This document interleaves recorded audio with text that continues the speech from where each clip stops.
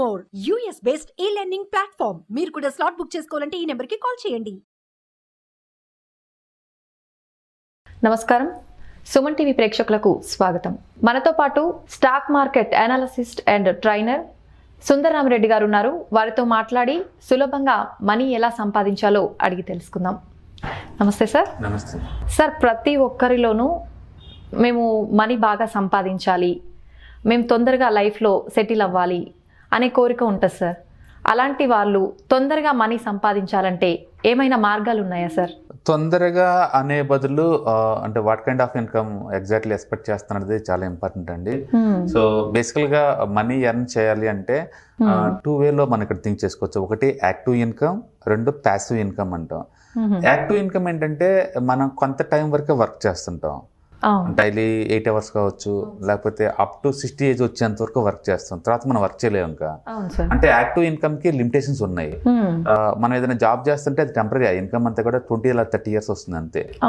అంటే ఇవాళ రేపట్లో ఈ టెక్నాలజీ ర్యాపిడ్ గా మారిపోతున్న ఈ టైంలో ఈ జాబ్స్ కూడా ఎంతకాలం ఉంటాయో మనకే తెలియదు. Example Facebook, Amazon, Apple jobs recent బాగా పీకేస్తున్నాయి.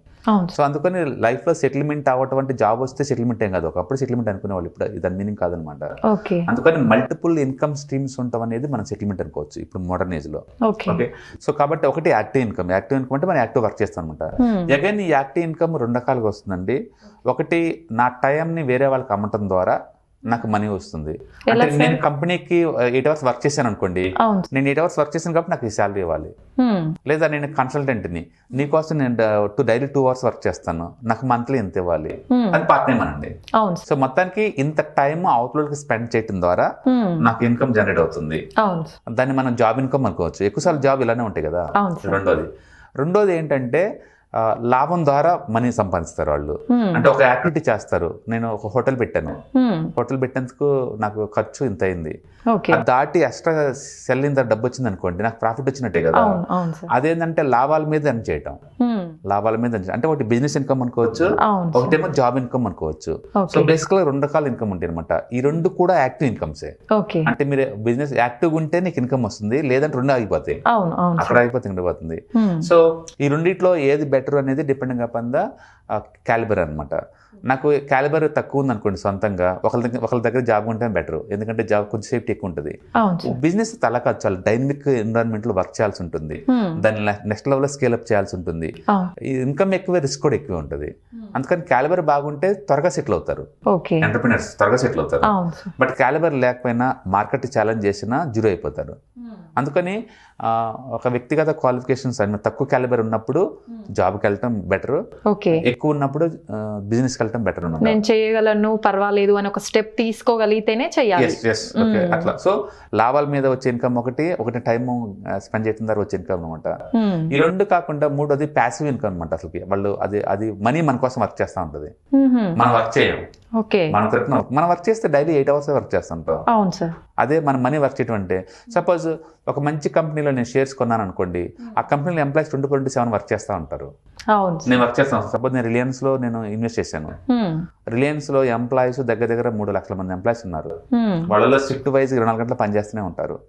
ఆ కంపెనీ సంవత్సరానికి 70,000 కోట్లు ప్రాఫిట్ సంపాదించింది. 70,000 కోట్లు నిరంతరం బిజినెస్ ఎక్స్పాండ్ చేస్తూనే ఉంటుంది. నేను కూడా దాంట్లో వన్ ఆఫ్ ది పార్ట్నర్ కాబట్టి నా దగ్గర ఒక షేర్ ఉన్నా సరే నేను కూడా పార్ట్నరే కదా, నా ఆస్తులు కూడా ఓవర్ పీరియడ్ పెరుగుతూ ఉంటది. అట్లా నేను స్లీపింగ్ పార్ట్నర్ లాగా ఉంటున్నా కదా దాని కంపెనీలో. ఓకే, అలా పెట్టే వచ్చే ఇన్కమ్ మనం ప్యాసివ్ ఇన్కమ్ అనుకోవచ్చు. నేను వర్క్ చేయట్లే, అక్కడ నా తరఫున ఎంప్లాయీస్ వర్క్ చేస్తున్నారు. అట్లా మన మనీ మన కోసం వర్క్ చేస్తూ ఉంటది. ఇక్కడ మన మనీ 24/7 వర్క్ చేస్తుంది కదా. మనం వర్క్ చేయట్లేదు, మన మనీ వర్క్ చేస్తూ ఉంది. దాన్ని మనం ప్యాసివ్ ఇన్కమ్ అంటాం. నేను ఇల్లు కట్టి రెంట్కి ఇచ్చేసాను, ఎవ్రీ మంత్ నేను రెంట్ తీసుకోవాలి కదా. నా జనరేషన్, నా కొడుకు జనరేషన్, నా మనవడి జనరేషన్, తరతరాలు ఎవ్రీ మంత్ వెళ్ళటం, ఏది మనీ ఏదని అంటాం, అది ప్యాసివ్ ఇన్కమ్, రికరింగ్ ఇన్కమ్. అది లేదా నేను ఎవరికైనా ఇంట్రెస్ట్ ఇచ్చాను, మనీని ఒక 1 రూపీ ఇంట్రెస్ట్ ఇచ్చాను, 1,00,000 ఇచ్చాను అనుకోండి, ఎవ్రీ మంత్ వెళ్ళి 1,000 రూపీస్ ఇచ్చేయమంటారు, జీవితకాలం తరతరాలు. ఓకే, దాన్ని ప్యాసివ్ ఇన్కమ్ అంటాం. నేను వర్క్ చేసి పని ఉంటుంది అనమాట. ఏ వ్యక్తి అయినా సరే వర్క్ చేయటం టెంపరీ, కొంతకాలం వర్క్ చేయగలుగుతారు. అందుకని సాధ్యంత వరకు ప్యాసివ్ ఇన్కమ్ క్రియేట్ చేసుకోవాలా. అందుకని మేము ఏం చేస్తామంటే హార్డ్ వర్క్ చేయండి, మనీని సేవ్ చేయండి, ఇన్వెస్ట్ చేయండి. అంటే మనీ ఎర్న్ చేయాలి, ఎంతకంత సేవ్ చేయాలి, దీన్ని తీసుకెళ్ళి ఇన్వెస్ట్ చేయాలి. ఇన్వెస్ట్మెంట్ ఎందుకు అంటే ప్యాసివ్ ఇన్కమ్ కోసం. ఓకే, మీరు ఎవరైనా మ్యూచువల్ ఫండ్స్ లో కనుక మంత్లీ ఒక 5,000 అలా ఇన్వెస్ట్ చేస్తున్నారు అనుకోండి, ఒక 5 years తర్వాత చూసారనుకోండి మీ డబ్బు ఆల్రెడీ 10 లక్షలు, 5 లక్షల నుంచి 10 లక్షల మధ్య అవుద్ది. మంత్లీ 5,000 అంటే ఇయర్లీ 60,000 అంటే రఫ్ గా అరౌండ్ 5 lakhs అవుద్ది ఈజీగా. ఇప్పుడు ఎవ్రీ మంత్ మార్కెట్ 1 or 2% పెరిగిన ప్రతిసారి నీకు 10,000 15,000 వస్తూనే ఉంటాయి, నీకు అట్లా తరతరాలు వస్తూనే ఉంటాయి. దాన్ని మనం ప్యాసివ్ ఇన్కమ్ అనుకుంటా. అట్లా మీ యాక్టివ్ ఇన్కమ్ లో కొంతమంది సేవ్ చేసి ప్యాసివ్ ఇన్కమ్ మార్చడం ద్వారా మనం సంపాదించుకోవచ్చు అనమాట. అది స్టాక్స్ లో ఇన్వెస్ట్ చేయడం ద్వారా స్టాక్ రేట్ పెరగడం ఉండొచ్చు, దాన్ని క్యాపిటల్ అప్రిషియేషన్ అంటారు, అలా ఉండొచ్చు. లేదా కంపెనీ వాళ్ళు డివిడెండ్ ఇచ్చారనుకోండి, ప్రాఫిట్ షేరింగ్ డివిడెండ్ అంటారు. అట్లా ఎవ్రీ ఇయర్ నాకు డివిడెండ్ వస్తాయి అనమాట.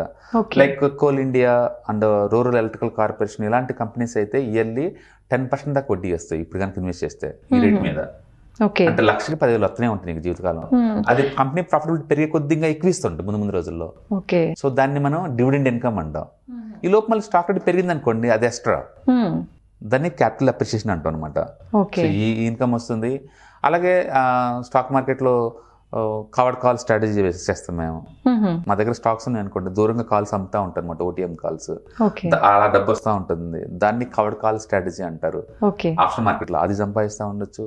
లేదా క్యాష్ సెక్యూర్ పుట్స్ అంటారు. ఏదైనా కంపెనీ మంచి కంపెనీ బాగా పడ్డప్పుడు మనం కొనుక్కుంటుంటాం, కొన్ని స్టాక్స్ కొంటాం.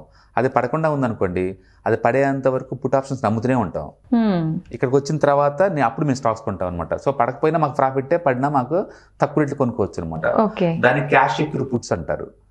అలా ఇన్కమ్ సంపాదించుకోవచ్చు. అంటే స్టాక్ మార్కెట్ లో బోల్డ్ అని వేసి ఉన్నాయి. ఇప్పుడు ఇట్లా చేయొచ్చు అని తెలిసిన దానికి అంటే ఎలా వెళ్ళాలి, ఇంప్రూవ్మెంట్ కంపల్సరీ. మీరు ఏం చేసినా సరే స్కిల్ అప్గ్రేడ్ చేసుకోవడం చాలా ఇంపార్టెంట్.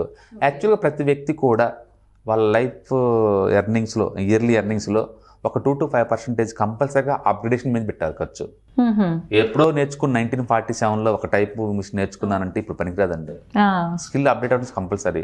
జావా 1.0, 2.0, 3.0 వస్తూనే కదా వెర్షన్స్, అన్ని అప్డేట్స్ నేర్చుకోకపోతే కెరీర్ ఆగిపోద్ది. అందుకని మనం నిరంతరం అప్డేట్ అవుతా ఉన్నాం అనుకోండి,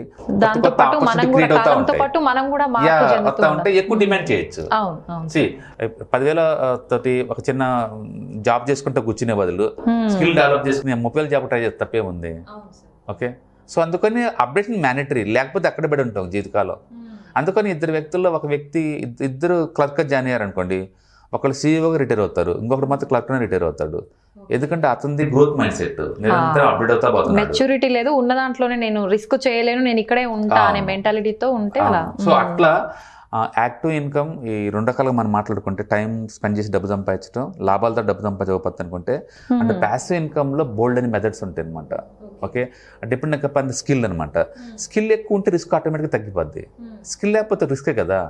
అందుకని మనీ సాధ్యంత వరకు ఎక్కువ ఎర్న్ చేసి, షార్ట్ టర్మ్లో ఎక్కువ ఎర్న్ చేసేసి, ఆ ఎర్న్ చేసిన మనీని సేవ్ చేసి, ఆ సేవ్ చేసిన మంచి ఇన్వెస్ట్మెంట్ వెహికల్లో ఇన్వెస్ట్ చేయడం ద్వారా లాంగ్ టర్మ్కి ప్యాసివ్ ఇన్కమ్ జనరేట్ చేసుకోవచ్చు. దీని ద్వారా మనం ఎక్కువ డబ్బులు సంపాదించుకోవచ్చు. అలాగే రెంటల్ ఇన్కమ్ కావచ్చు, అండ్ రాయల్టీ అంటే మనం ఫొటోస్ కానీ లేదా మన ఇమేజ్లు కానీ వేరే వాళ్ళకి ఇచ్చినప్పుడు మనకి ఇయర్లీ ఇంత ఇవ్వాలి. రాయల్టీ ఇన్కమ్ అంటే లైక్ ఇమేజెస్ ఉంటాయి, ఇప్పుడు యాడ్స్ లో ఫేమస్ పర్సనాలిటీ యాక్ట్ చేస్తారు, వాళ్ళు నిరంతరం మనీ ఇవ్వాలి. వాళ్ళ ఫోటో వాడుకున్నా సరే అవసరం మనీ ఇవ్వాల్సిందే, దాన్ని రాయల్టీ ఇన్కమ్ అంటారు. అట్లా ఉండొచ్చు. లేదా ఇవాళ ఇప్పుడు సోషల్ మీడియా బాగా డెవలప్ అయింది. యూట్యూబ్ ఏదైనా ఛానల్ పెట్టుకుని ఇంట్లో గార్డెనింగ్ కావచ్చు, కిచెన్ కావచ్చు, బ్యూటీ కావచ్చు, మ్యూజిక్ కావచ్చు, లేదా లాంగ్వేజెస్, వాళ్ళకి టాలెంట్ ఏదైనా సరే అప్లోడ్ చేస్తామని అనుకోండి, వీడియోస్ వ్యూవర్స్ పెరిగారు అనుకోండి, దాన్ని మానిటైజేషన్కి వెళ్ళిపోవచ్చు, అలాంటి చేసుకోవచ్చు. సో కొన్ని వందల రకాల పద్ధతులు ఉన్నాయి సంపాదించడానికి అండ్ పెంచుకోవడానికి. అన్నిట్లో కూడా ఏంటంటే ఎథికల్గా హానెస్ట్గా వర్క్ చేసే వాళ్ళకే వస్తుంది తప్ప అందరికీ ఏం రాదు. చాలా మంది కంప్లైంట్ చేస్తారు, మేము ఏం చేస్తారు మాకేం గిట్టుబాటు అవ్వలేదు అంటారు. బయట నుంచి చూసి అదేదో ఈజీగా వస్తుంది అనుకుంటున్నారు. లేదు, ప్రతి ఇండస్ట్రీ కూడా దాన్ని మనం హోల్ హార్టెడ్గా, అంటే హార్ట్ ఆఫ్ ది దానికి ఇన్వాల్వ్ అవ్వటం ఇంపార్టెంట్. దానికోసం ఎక్కువ టైం స్పెండ్ చేయడం చాలా ఇంపార్టెంట్. స్టార్టింగ్ లో ఏదైనా టఫే ఉంటుంది, బట్ రాను దాన్ని హ్యాండిల్ చేయడం చాలా ఈజీ అవుతుంది అనమాట. సో ఓవర్ పీరియడ్ ఆఫ్ టైంలో ఆటోమేటిక్గా మనం అడ్జస్ట్ అవుతాం, కంఫర్ట్గా ఫీల్ అవుతాం. అప్పటి నుంచి ఇన్కమ్ స్టార్ట్ వర్క్ గురించి మనకు ఐడియా వచ్చే కొద్దీ మనకు వర్క్ ఈజీ అయిపోతుంది. అంటే కొన్ని వందల వేస్లో ఉంటాయండి ఎలా చేయాలి అంటే, సులభంగానే కాన్సెప్ట్ లేదు ఇక్కడ. నచ్చితే సులభం అంతే. అవును సార్. చూడటం చాలా ఈజీ. మనం ఎంచుకునే మార్గం ఫస్ట్ కరెక్ట్ అయి ఉండాలి, ప్లస్ దాంతో పాటు మనం చేసే విధానము హార్డ్ వర్క్ నచ్చి ఉండాలి. ఏదైనా మనసుకు నచ్చిన పని ఎప్పుడు సులభంగా ఉంటుంది, నచ్చినప్పుడు చాలా టఫ్గా ఉంటుంది. ఎగ్జాంపుల్, మన కళ్ళునే కాబట్టి చూడటం చాలా ఈజీ. మనం చూడటం ఈజీ అని అనుకుంటాం. అది ఎంత టఫ్ గుడ్డోళ్ళని అడగండి, వాడు చూడలేడు. వాడి మీద ₹1 కోటి ఖర్చు పెట్టిన వాడు చూడలేడు. అంటే చూడటం ఎంత ఛాలెంజింగ్, ఎంత టఫ్ అతను తెలితే అవుతుంది. విజువల్లీ ఛాలెంజింగ్ పర్సన్ చెప్తుంది. మన దృష్టిలో అది టఫ్ అనే థాట్ కూడా మనకు రాదు కదా. అంటే ఏంటంటే ఒకరికి కష్టం అనేది ఇంకొకరికి అది ఈజీగా ఉండొచ్చు. అందుకని సులభంగా సంపాదించే మార్గం ఏం కాలే, కానీ నీకు మనస్ఫూర్తిగా ఇష్టమైన పనులు చేసుకుంటూ ఆ ఏరియాలో మీరు వర్క్ చేస్తే కనుక డెఫినెట్గా మనీ వస్తుంది. డెఫినెట్గా వస్తుంది. కొంతమంది రోజుకి 4-5 hours డ్యాన్స్ చేస్తూనే ఉంటారు, అదే పనిగా గొంతుతూనే ఉంటారు. They like dancing, passion. దాన్ని క్రియేటివ్ వేలో వాడుకుంటే మనీ వస్తుంది వాళ్ళకి. అలాగే జిమ్లో చాలా మంది రోజుకి 8 గంటలు వర్క్ చేస్తూ ఉంటారు. వాళ్ళు కొంచెం పాలిష్ అయ్యి కోచ్ లాగా ఉన్నారనుకోండి, సొంతంగా జిమ్ పెట్టుకొని దే మేక్ గుడ్ మనీ అనమాట. అలాగే కరాటే కావచ్చు, డాన్సింగ్ కావచ్చు, సింగింగ్ కావచ్చు, టీచింగ్ కావచ్చు. There is number of ways. మనం గూగుల్ హిట్ చేస్తే హౌ టు ఎర్న్ మనీ అని కొడితే కొన్ని వందల వీడియోస్ వస్తాయి. నెంబర్ ఆఫ్ వేస్ లో ఉంటుంది. బట్ మేజర్ గా బ్రాడ్ గా చెప్పాలంటే 2 రకాల incomes, active income and passive income. Active ఎప్పుడు టెంపరీ, ఇది ఒకటి బిజినెస్ చేస్తే నీకు వస్తుంది, లేదంటే నీ టైం అమ్మితే నీకు వస్తుంది. ఓకే, ఈ రెండు ఏది కూడా పర్మనెంట్ ఏం కాదు. But passive income permanent, life long lasting ఉంటుంది. అందులో సాధ్యంత వరకు యాక్టివ్ ఇన్కమ్ అంతా ప్యాసివ్ ఇన్కమ్ లో కన్వర్ట్ చేసుకుని మల్టిపుల్ ఇన్కమ్ సోర్స్ సంపాదించుకుంటా ఉంటే లైఫ్ స్మూత్ గా ఉంటుంది, ఫైనాన్షియల్ ఫ్రీడమ్ వస్తుంది. అందుకని ప్రతి ఒక్కళ్ళకి కంపల్సరిగా ఈ ఫైనాన్షియల్ లిటరసీ ఉండాలి. లైఫ్ స్మూత్ గా, హ్యాపీగా, కంఫర్ట్ గా మూవ్ అవ్వాలంటే ఈ ప్లానింగ్ ఉండాలి. ఫైనాన్షియల్ ప్లానింగ్, మనీ ఎలా వస్తుంది, ఎలా పోతుంది, డాక్యుమెంట్ చేసుకుంటా పోతున్నప్పుడు మనకు క్లారిటీ వస్తుంది. దాంతోపాటు ఇన్సూరెన్స్, హెల్త్ ఇన్సూరెన్స్ ఇవన్నీ చేసుకోవడం, ఎమర్జెన్సీ ఫండ్ ఇవన్నీ క్రియేట్ చేయడం ద్వారా ఒక ప్రాపర్ వేలో ఉంటుంది అనమాట. అట్లా ఉంటుంది ద్వారా. అందుకని ఐ స్ట్రాంగ్లీ సజెస్ట్ యూ, ప్రతి ఒక్కళ్ళు ఫైనాన్షియల్ లిటరసీ ఉండాలి. ఇలాంటి ప్రోగ్రామ్ చూడటం ద్వారా, గూగుల్, యూట్యూబ్ని హిట్ చేయడం వల్ల డెఫినెట్గా ఎంతకంత ఇంప్రూవ్మెంట్కి ఛాన్స్ ఎక్కువ ఉంటుంది అనమాట. ఎవ్రీడే ఈవెన్ 0.1% ఇంప్రూవ్మెంట్ అయినా సరే ఓవర్ పీరియడ్ ఆఫ్ టైంలో they can handle the things so easily. Okay sir, చాలా బాగా ఎక్స్ప్లెయిన్ చేశారు సార్. Thank you sir.